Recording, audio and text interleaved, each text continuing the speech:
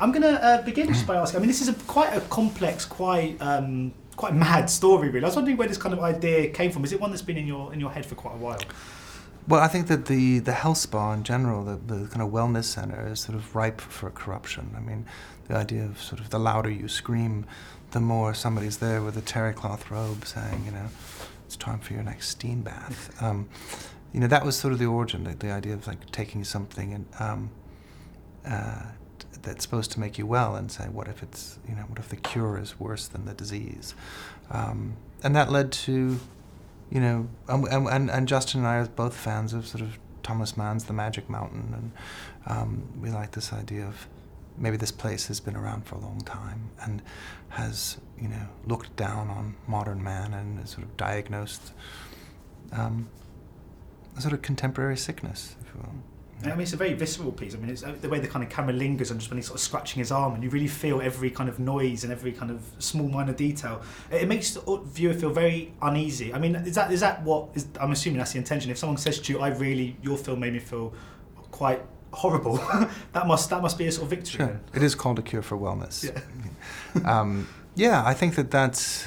Look, I'm a fan of the genre. You know, these days we tend to distill a sort of horror into a series of scares that have to happen every 2.5 minutes or something.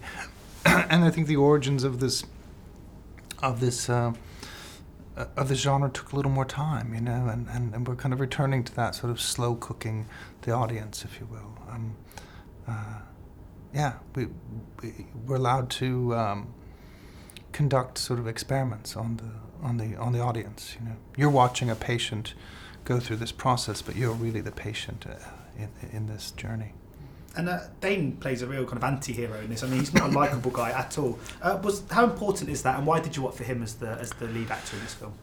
Well, I saw Dane originally in a small part in a film called A Place Beyond the Pines. He's at the end of that movie, and he just really popped for me, you know. And I find his performance is always very honest,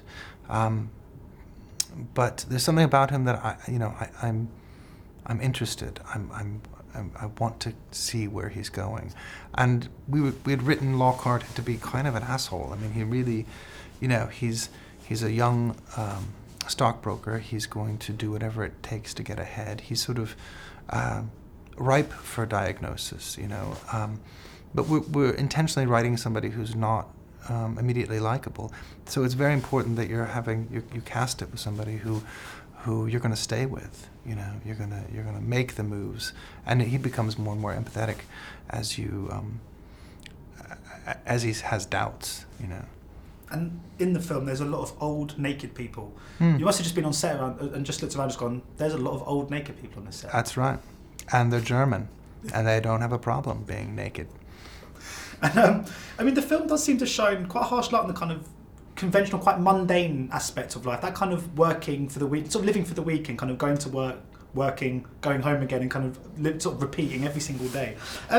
How did you kind of tap into those particular kind of themes and relate to that yourself? Because I guess one of the real perks of the film industry is that we avoid that lifestyle in some ways. I mean, how did you kind of? Well, I mean, when you make a movie, it's not dissimilar in time to a tour of duty. I mean, you're away from your family for a year, sometimes 18 months. So there's a cost. I think there's a cost to any achievement, right?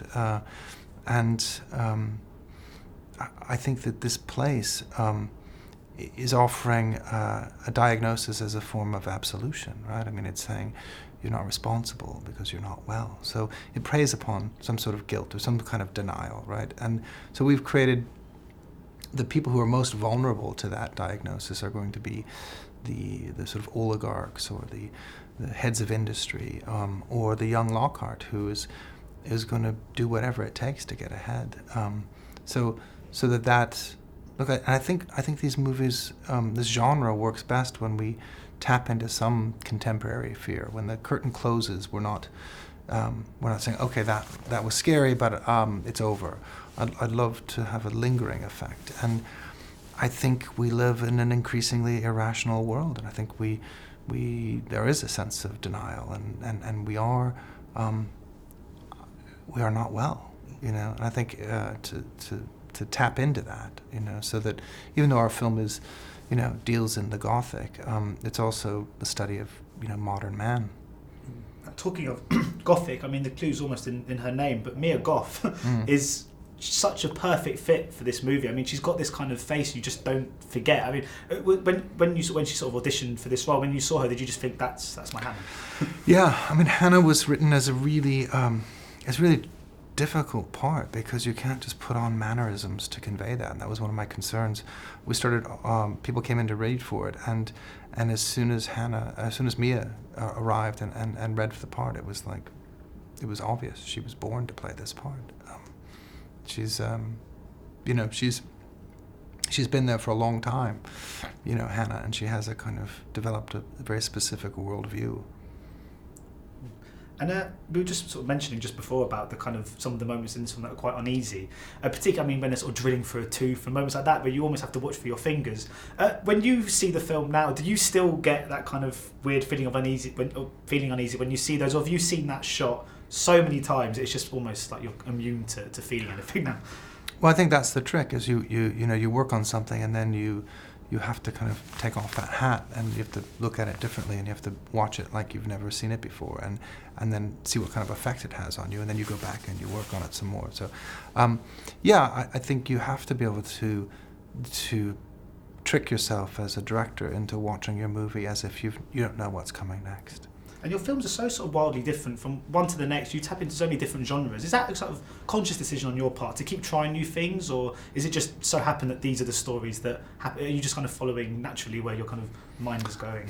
I think there has to be something that is, there has to be something dangerous. There has to be something that you're not sure you can do it. You know, whether that's jumping into making a movie, a pirate movie, and nobody's made pirate movies in 50 years, or saying, I want to do an animated movie, and you jump in. I don't know how to make an animated movie, I'm going to make an animated movie. Or, you know, Cure for Wellness is really not based on any kind of theme park ride or IP or comic or anything. It's made from whole cloth, and you don't see a lot of those anymore these days. So I think trying to get to that boundary of you're not sure, you know, whether that's love of learning primarily, like love of kind of I want to learn something, and once you feel like you've learned it, it's time to try something else. But do you think there is something that ties each film together, a common strand, a theme perhaps? Well, it's not conscious, you know. It's more, I think you have to, before you tell a story, you have to be able to answer the question, why do you have to tell the story, you know? It's not, if you had to tell a story, you would do it with sock puppets if you needed to, you know. I don't know, I mean, you're obviously behind The Ring and obviously the Pirates of the Caribbean, and this year we're seeing, well, in fact this week in the UK, the new Rings movie, and then Pirates of the Caribbean is coming later in the year. Are you quite interested to see them, to see how the kind of franchise develops beyond your kind of control over it? I mean, is that something that you really anticipate? Or? No, not really. I mean, I'm not that engaged in it. There's, I suppose, you know, the interesting part for me is the sort of unknown, you know, when you're, there was a reason for me to do 3 pirate movies, because I felt like there was still more to learn, you know, and you start to get to a place where you feel like you things are known, the characters are known, what the audience likes is known. You know, when studio executives aren't nervous anymore, you know, it's time to move on. I mean, I think it's better to be in a place where, you know, you're on the brink somehow. Well, thanks so much for your time today. Thank you. Appreciate it. Really nice meeting you. You too. Ladies and gentlemen, you're watching Hey You Guys! Hey You Guys, huh? Hey You Guys. Is that from the Goonies? It is indeed, yeah. Nice. Hey You